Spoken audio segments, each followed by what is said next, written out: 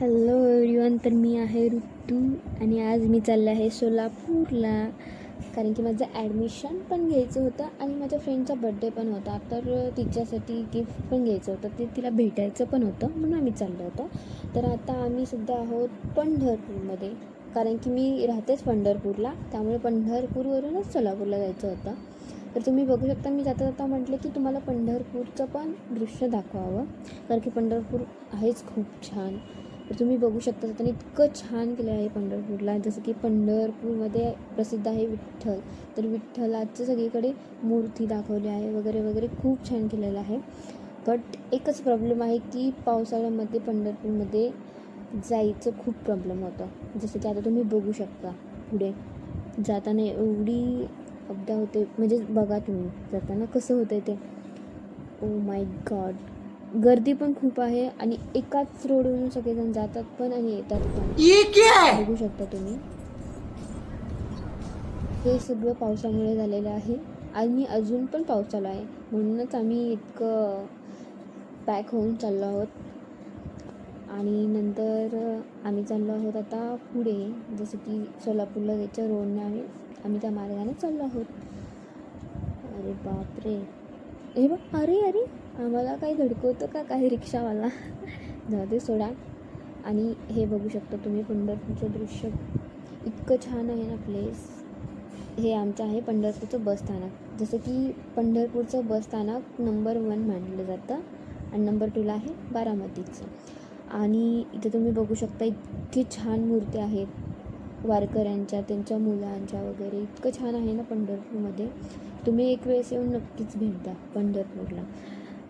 आणि इथून नंतर आम्ही चाललो होतो ब्रिजवरती, जसं की चंद्रभागा नदी आहे त्याच्यावरून ब्रिज जातात, त्याच्या ब्रिजवरून आम्ही चाललो होतो. तर तुम्ही याला दाखवते मी चंद्रभागा नदी. तर तुम्ही बघू शकता, आता पाणीच नाही आहे, पण एकेकाळी इथं पूर आला होता. तर तुम्ही बघा किती छान आहे चंद्रभागा नदी. आणि ते जे व्हाईट कलरचं दिसत आहे ना पलीकडच्या साईडला, ते आहे इस्कॉन टेम्पल पंढरपूरचं. तर आता आम्ही नदीवरून गेलो. नंतर आता इथे पुढे एक अजून एक प्लेस होतं, 1 मिनिट तुम्हाला दाखवते. इथे एक होतं अजून, भक्ती सागर म्हणून एक प्लेस होतं. इथे पण इतकं छान आहे ना बघायला, तुम्ही एक वेळेस नक्की भेट द्या. नंतर आम्ही चाललो होतो हायवेवरून जाताना पाऊस चालूच होता, पाऊस बंदच नव्हता. आता बघू शकता माझं पावसामुळे काय हाल झालेला आहे. आता नंतर आम्ही पोचलो, तर थोडे पुढे गेल्यानंतर आम्हाला अजून खूप जास्त पाऊस लागत होता. तुम्ही बघू शकता वातावरण कसं होतं, पाऊस कसा होता ते. आणि तसंच आम्ही चाललो. नंतर ॲडमिशन घेतलं, कॉलेजमध्ये गेलो. नंतर फ्रेंडचा बड्डे होता, तर तिला गिफ्ट घेण्यासाठी गेलो. तर तिला गिफ्ट घेतलं तिथून. नंतर चाललो तिच्या घरी. तर तुम्ही तिचे रिॲक्शन बघा, 1 मिनिट थांबा. तर तिला मी हाक मारली, ये म्हणून, त्यासाठी गिफ्ट आणलं आहे. तर तिनं आली, तिचं रिॲक्शन तुम्ही बघू शकता. अंगठी तर निघत नव्हती. नंतर दाखवली, तिला इतकी आवडली, बापरे. तिनं म्हटली की खूप छान आहे, खूप छान आहे. तिला सूट होण्यासारखीच मी अंगठी घेतली होती. नंतर आम्ही गेलो, तर भूक लागली होती खूप, तर आम्ही गेलो हॉटेल जयशंकरला. पप्पा बाहेर गेले होते, तर पप्पाचं वेट करत होते मी. नंतर पप्पा आले, मग आम्ही गेलो जेवायला. तर फर्स्ट टाईम आम्ही मागवलं मसाले पापड, कारण की जेवण लवकर येत नव्हतं ना, तर आम्ही मसाले पापड घेतलं.